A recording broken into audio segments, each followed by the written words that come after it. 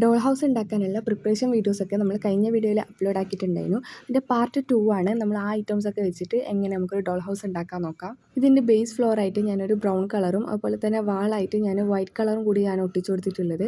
പിന്നെ ഞാൻ കഴിഞ്ഞതിൽ റെഫറൻസ് എടുത്ത പിക്കിൽ പിങ്ക് കളറായിരുന്നു എല്ലാം കൂടിയിട്ട് വരുന്നത്. പക്ഷേ അതിന് മാറ്റം വരുത്തിയിട്ട് ഞാൻ ബ്ലൂ കളർ ആക്കിയിട്ടുണ്ട്. അതുകൊണ്ട് തന്നെ ഞാൻ വാളിൽ ബ്ലൂ കളർ വരുന്ന പെയിൻറ്റിങ്സൊക്കെ വരച്ചിട്ട് ഒട്ടിച്ചു കൊടുത്തിട്ടുണ്ട്.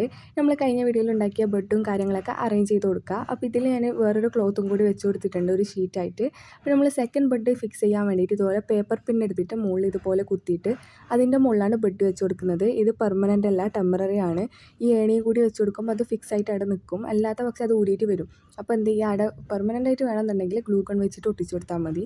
ഇനി നമ്മൾ കഴിഞ്ഞിലുണ്ടാക്കിയ ഓരോ എലമെൻറ്റ്സും ഇതുപോലെ അതിൻ്റെ സ്ഥലത്തായിട്ട് ഇതുപോലെ വെച്ച് കൊടുക്കുക. ലാസ്റ്റായിട്ട് ഒരു പെർഫ്യൂമിൻ്റെ ബോട്ടിലിൻ്റെ അടപ്പും കൂടി ഇതിന് മാച്ച് ആവുന്നതുകൊണ്ട് ഞാൻ അതും കൂടി വെച്ച് കൊടുക്കുന്നുണ്ട്. നിങ്ങൾക്ക് ബ്ലൂ കളർ കിട്ടുന്ന എന്ത് എലമെൻറ്റ്സും ഇതിൽ ആഡ് ചെയ്ത് കൊടുക്കുക. ഇനി ലാസ്റ്റ് ഇതുപോലെ 2 ഡോളും കൂടി വരച്ചിട്ട് കട്ട് ചെയ്തിട്ട് ഇതിൻ്റെ മുകളിൽ ഇങ്ങനെ ഒരു പേപ്പർ ത്രെഡിലും കൂടി ഒട്ടിച്ച് കൊടുത്താൽ ഫൈനലി നമ്മുടെ ഡോൾ ഹൗസ് റെഡി ആയിട്ടുണ്ട്.